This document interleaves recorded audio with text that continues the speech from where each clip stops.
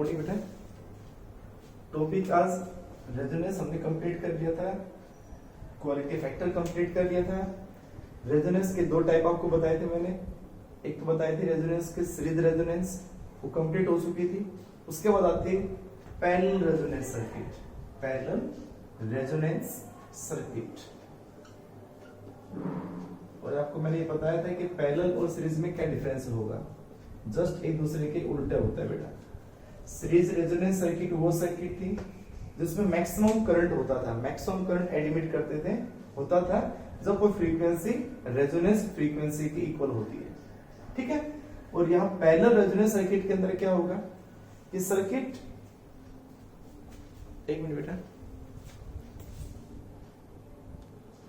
तो parallel resonance circuit just the reciprocal of the series resonance. इसमें क्या कहोगे, when circuit या circuit admit that circuit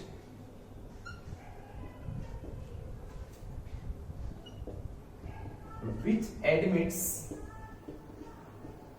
minimum current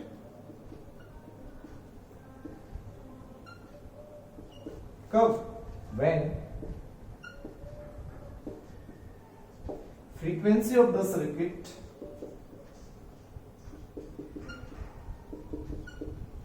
is equal to resonance frequency।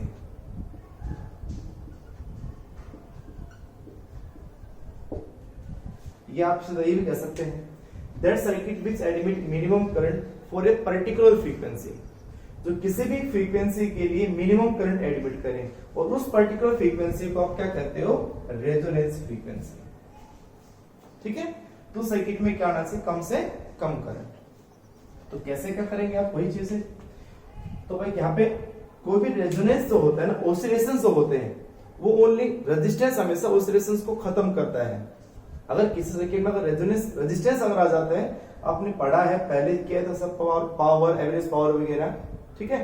तो सभी में आपने देखा था जब भी उसमें रेजिस्टेंस होता था पावर लॉस होती है, रेजिस्टेंस नहीं होता है वहां पे एवरेज पावर जीरो आती थी। याद हो, ध्यान से देखें, ध्यान से। उसमें एल के केस में, सी के केस में average power consume, average power जो डिसिपेशन था वो जीरो थी, क्योंकि बिकॉज दे आर आइडियल, उनके अंदर कोई रेजिस्टेंस नहीं था। तो अगर सर्किट में रेजिस्टेंस होगा तो वहां ऑसिलेशंस खत्म हो जाते हैं। अगर सर्किट में रेजिस्टेंस नहीं है तो वहां ऑसिलेशंस अनडैम्प रहते हैं। अनडैम्प का मतलब जो स्टार्टिंग में थे वही कंटिन्यू चलते रहते हैं। इससे अगला टॉपिक एलसी ऑसिलेशन ही होगा, उस एलसी ऑसिलेशन में थोड़ा और बताऊंगा उसमें आगे तुम्हें, ठीक है। तो यहाँ पे बात है कि जो रेजोनेंस है यहाँ पे बताते हैं, सर्किट जो बताते हैं, वहां पे दो डिवाइस होते हैं, ओनली दो ऑपरेटर्स होते हैं वहां पे। एक होता है इंडक्टर और एक होता है कैपेसिटर। एक इंडक्टर और एक कैपेसिटर, दोनों के दोनों पैरेलल सर्किट, और उसके साथ में आप जोड़ देते हैं सोर्स को, और सोर्स कौन सा, एसी सोर्स। ये एक सोर्स है, एसी सोर्स, ठीक है। This is E and it is equal to E naught sin omega t। This is alternating source। This is inductor, inductance L। This is capacitor, capacitance C। तो यहां से एक current होगा, that is alternating current। This is I। उस I की L के अंदर value IL, इसके अंदर value IC। Instantaneous value of current, instantaneous value of current across inductor, across capacitor, और that instantaneous value I is इसके equal होगी बेटा, I value, instantaneous value of current is equal to the sum of instantaneous value of the current across the inductor and the across capacitor।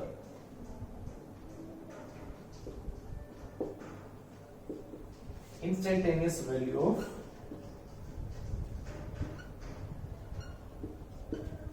current,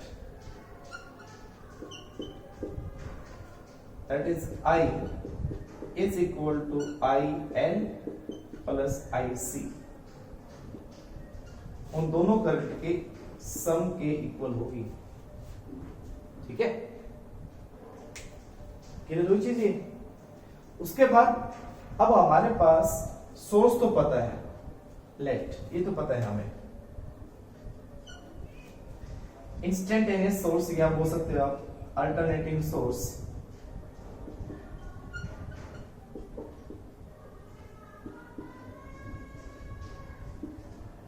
alternating source किसके equal है बेटा? E is equal to E naught sine omega. अब आपको ये बताना है कि यहाँ पे जब सोर्स पता होगा तो करंट अक्रॉस इंडक्टर कितना होगा, करंट अक्रॉस कैपेसिटर कितना होगा। पीछे पीछे डिवाइड करें, पीछे कोई चीजें दोबारा से। तो सबसे पहले आप देखोगे IL, current across inductor we know current across inductor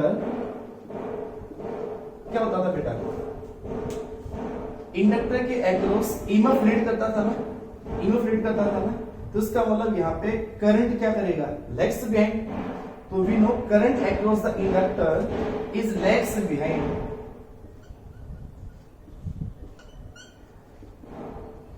lags behind to EMF by a phase of कितने से?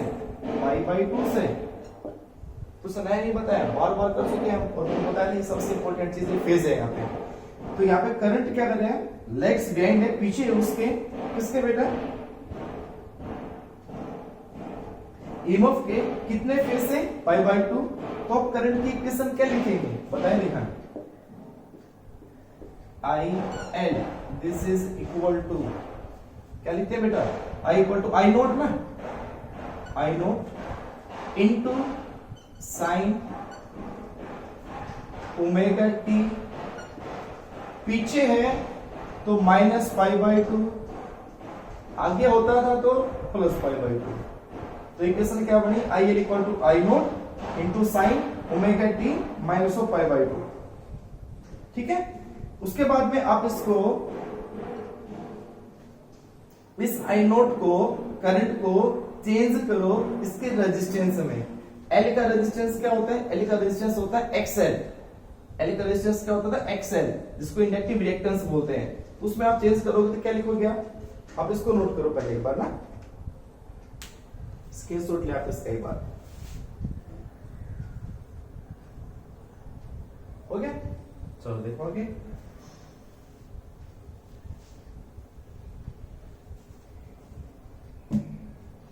But I note maximum current across the inductor is equal to क्या कहलाएगा? E naught by resistance. Resistance क्या उसका? XL। अरे ohms ना, V equal to IR। तो I equal to क्या होगा? V by R। तो V क्या है इसका? मैक्सिमम ईएमएफ, और XL क्या है इसका? रेजिस्टेंस। तो I नोट की जगह पुट कर दोगे E नोट बाई XL, यहां पुट कर दोगे। IL क्या बना? So IL is equal to E naught by XL, और आप आगे उसको सोल्व भी कर दें। थीटा माइनस 90 कुछ नहीं होता ना, 90 माइनस थीटा होता है। तो अगर इसमें से मैं माइनस कॉमन ले लूं, इसमें से अगर मैं माइनस कॉमन ले लूं, तो ये क्या बनेगा? This is sign 90 minus theta, 90 minus theta. और साइन 90 माइनस थीटा किसके इक्वल होता है? कोस थीटा के इक्वल होता है, कोस थीटा के इक्वल होता है। तो इक्वेशन क्या बनेगी? और IL is equal to minus E naught by XL into cos theta. Theta क्या है? Omega T. ये आगे इक्वेशन नंबर 4। तो यहां हमने करंट की कंप्लीट वैल्यू को सोल्व कर लिया। E naught by XL sine 90 minus theta, sine 90 minus theta को हमने लिखा कोस थीटा। सेम ऐसे ही IL सोल्व हो गया, ऐसे ही IC को सोल्व कर ले। नीचे नोट कर लिया होगा, देखो नीचे।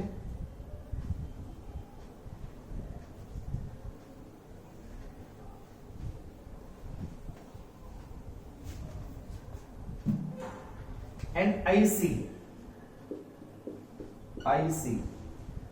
क्या बन जाएगा? This is equal to I naught. अच्छा, उसमें आप वैल्यू पुट कर लिख दे, थोड़ा थ्योरेटिकल, कोई बात नहीं, भी लिख देते हैं। And current across capacitor current across capacitor leads to EMF by a phase of pi by 2.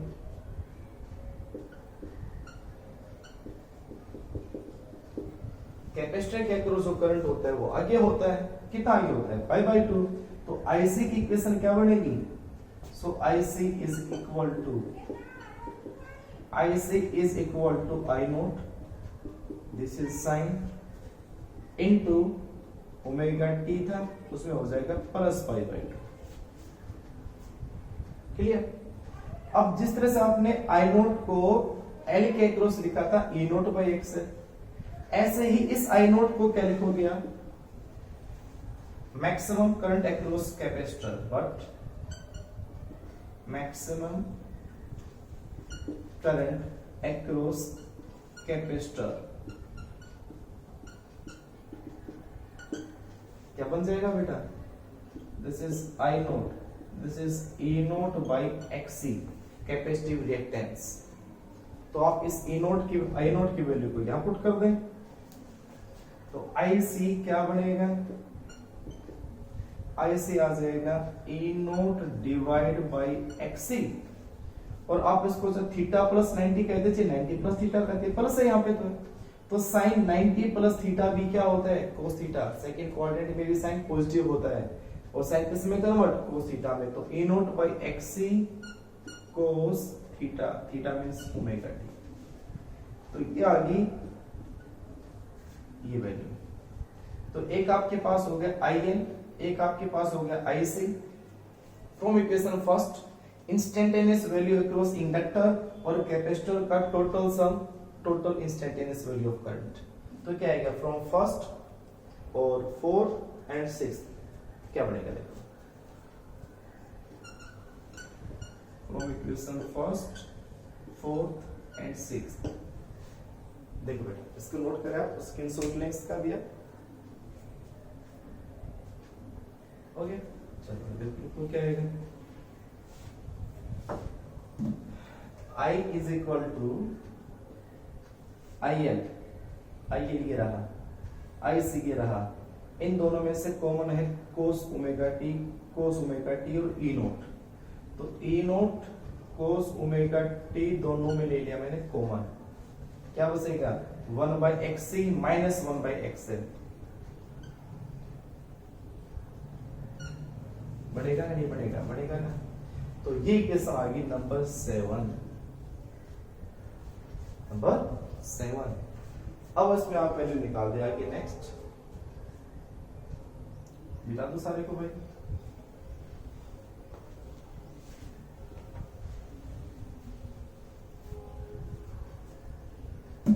अब क्या कंडीशन थी, इसकी डेफिनेशन पे आ जाओ वापस। पैरेलल रेजोनेंस की, पैरेलल रेजोनेंस की कंडीशन थी कि करंट विल बी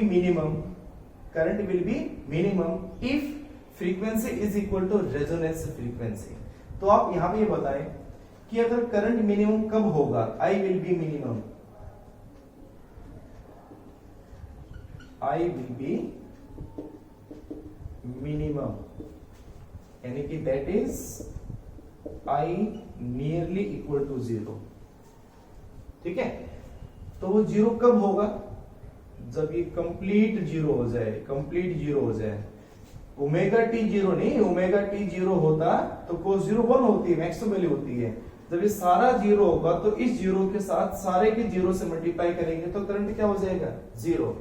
तो I will be equal to nearly equal to 0 if 1 by XC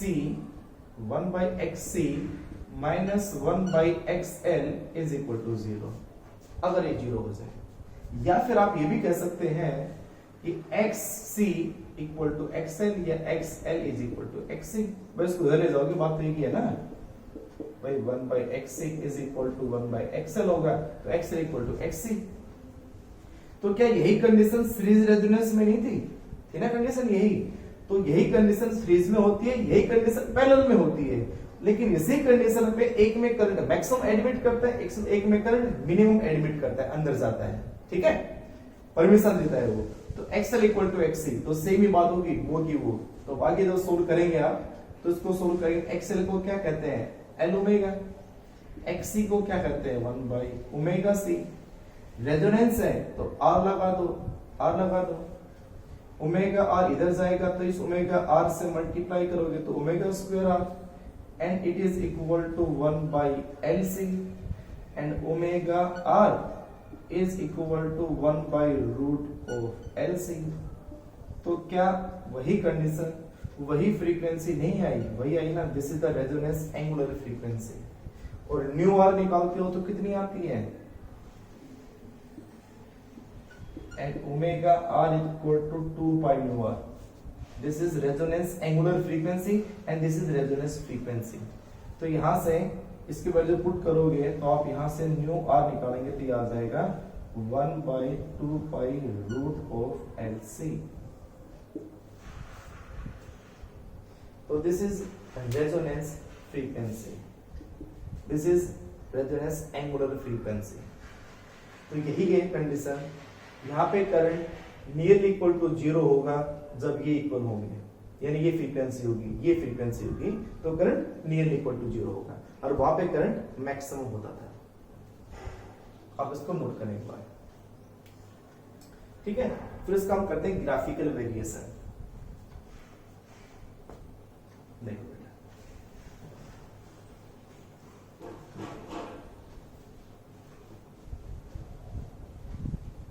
graphical variation.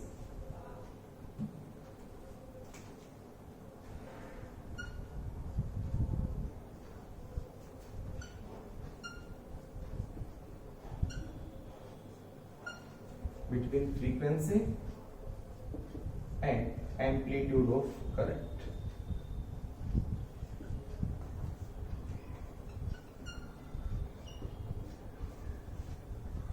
तो जब कंडीशन ही उल्टी है, मतलब वेरिएशन इसका बिहेवियर उससे अपोजिट है, तो ग्राफ भी उसका उल्टा ही आएगा ना। इधर उसमें क्या लिखा था, यहां भी सेम ही लिखा था, एम्पलीट्यूड ऑफ करंट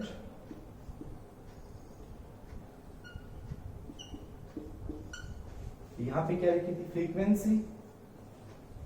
कोई ओमेगा न्यू जो का मन करे वो आप लिख सकते हो, ओमेगा से वेरी कर सकते हो, न्यू से वेरी कर सकते हो आप उसको, ठीक है। तो उस सीरीज वाले का इस तरह से आया था ग्राफ, ये वाला। और किसी भी रेजिडेंस के ऊपर करंट मैक्सिमम था, पहले उल्टा होगा। आइडियल केस में कंप्लीट जीरो होता है, नॉन आइडियल में कंप्लीट जीरो नहीं है, तो आप इसको आइडियल ना मान के थोड़ा सा ये भी बना सकते हो, जस्ट उल्टा बेटा। तो यहां पे इस पर्टिकुलर फ्रीक्वेंसी पे, इस पर्टिकुलर फ्रीक्वेंसी की जो हमारे पास है, जिसपे करंट सबसे कम है ना, this current is equal to I minimum. और ये करंट मिनिमम करंट कब होगा, जब फ्रीक्वेंसी रेजोनेंस फ्रीक्वेंसी के इक्वल होगा। और अगर ये आइडियल हो तो आप इसको ये भी बना सकते हैं, गलत ये भी नहीं होगा, गलत ये भी नहीं होगा। ये तो हो जाएगा एम्पलीट्यूड ऑफ करंट, ये हो जाएगी फ्रीक्वेंसी। तो यहां पे जो होगा, ये जो फ्रीक्वेंसी है वो किसके इक्वल, रेजोनेंस फ्रीक्वेंसी के। और इस रेजोनेंस फ्रीक्वेंसी पे करंट कंप्लीट कितना है, जीरो करंट है, जीरो करंट है। तो ये आइडियल केस है and this is practical case, ठीक है। तो ये ग्राफिकल वेरिएशन है between the amplitude of current and the frequency. तो ये हो गया एल और सी का, या भी कह सकते हैं पैरेलल रेजोनेंस कंडीशन और पैरेलल रेजोनेंस सर्किट, ठीक है। आपसे छोटा सा एक बात और यहाँ पे करता हूं मैं, एक एनसीईआरटी एक छोटा सा क्वेश्चन है, उसको निकालोगे तब ये जरूरत पड़ेगी आपको, ये आप नोट करें पहले एक बार, ठीक है। देखो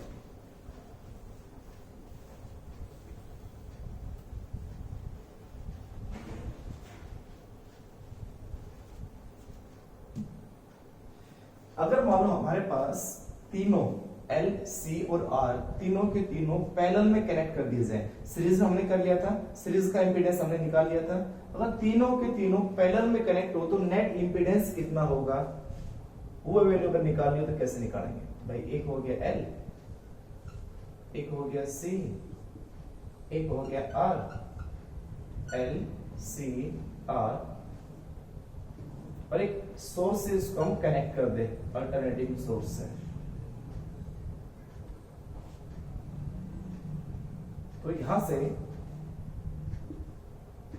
जो करंट होगा, इंस्टेंटेनियस वैल्यू ऑफ करंट, इन सभी के अंदर उसकी वर्चुअल वैल्यू, आरएमएस वैल्यू क्या होगी, फिर इंस्टेंटेनियस वैल्यू कैसे निकालेंगे, इंपीडेंस कैसे निकालेंगे, हम उसकी बात करते हैं। सीरीज में क्या होता था, जब ये सारे के सारे सीरीज में थे, आर एल सी, किसी के साथ अगर सीरीज में कनेक्ट थे तो इनका इंपीडेंस कितना था? इनका इंपीडेंस ये था बेटा, this is R square plus XL minus XC whole square and under root. याद होगा मेरे ख्याल से आपको, है ना? इसको मैंने आपको इंपीडेंस ट्रायंगल से भी बताया था कि ये इंपीडेंस ट्रायंगल है, जिसमें इधर क्या था, एक्सएल माइनस एक्ससी कर दो, इधर आर कर दो, दोनों में एंगल 90 है और ये इंपीडेंस कहलाएगा, ये एंगल फेज फाई कहलाता है। यानी आप इसको Z की वैल्यू निकालने के लिए आपने इन दोनों का अलजेब्रिक सम नहीं किया ना, आपने Z निकालने के इन दोनों का क्या किया, वेक्टर सम कर रखा है। देख लो सर, ये दोनों के दोनों R और ये एक्सएल माइनस एक्ससी दोनों से कैसे एक दूसरे से परपेंडिकुलर। जब दोनों एक दूसरे से परपेंडिकुलर होते हैं तो वेक्टर फॉर्मूले से आप क्या कहते हो, a square plus b square plus 2ab cos 90। तो a square plus b square plus b square plus 2ab cos theta, theta कितना है 90, cos 90 कितना हो गया 0, तो कैंसिल हो गया और ऊपर क्या लगाते हो अंडर रूट। तो वेक्टर एडिशन से हमने इसका z निकाल लिया, जब तीनों के तीनों सीरीज में थे, ये हम कर चुके हैं। और जब करंट निकालते हो आई तो क्या हो जाएगा, E बाई Z। अगर ये RMS है तो ये भी RMS हो जाएगा, ये मैक्सिमम है तो ये भी मैक्सिमम हो जाएगा। ये हम कर चुके हैं पहले। लेकिन अगर तीनों के तीनों पैरेलल में हो तो करंट या रेजिस्टेंस कैसे निकालेंगे? तो सीरीज का देखिए हमने, पैरेलल का करें तो आप क्या लिखोगे इसके फॉर्मूले को? आप इसको लिखोगे वही सेम उल्टा कि 1/Z यानी कि नेट इंपीडेंस। टॉपिक डाल देता हूं मैं, net impedance in LCR when they are connected in parallel, जो उनको पैरेलल में कनेक्ट कर देते हैं।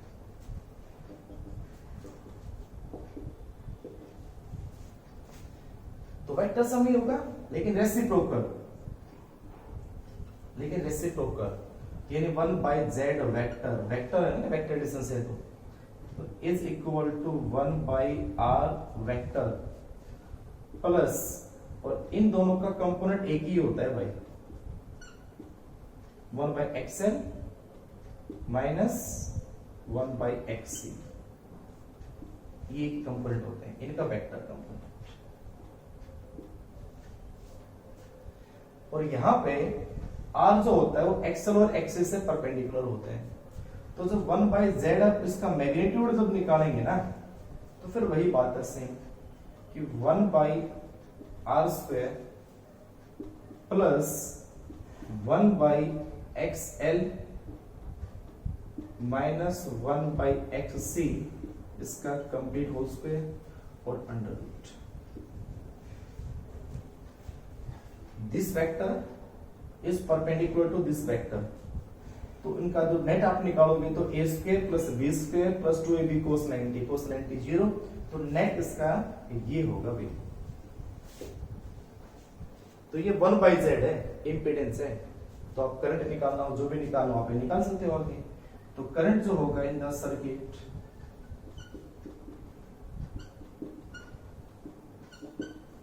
अब करंट RMS होगा या कोई भी होगा करंट, वो आ जाएगा E/Z। तो 1/Z तो है, इसको E से मल्टीप्लाई कर देना, ठीक है। RMS निकालना है, IRMS, तो आप कह दोगे ERMS डिवाइड बाय Z। अगर I नोट निकालना है तो ये आ जाएगा ई नोट बाई जेड। तो उसके अंदर आपसे यही पूछा हुआ अलग से, ये वैल्यू निकालनी, जैसे हमने इसका एलसीआर का सीरीज क्या था हमने पैरेलल भी कर लिया। ठीक है, अब इसको नोट करेगा।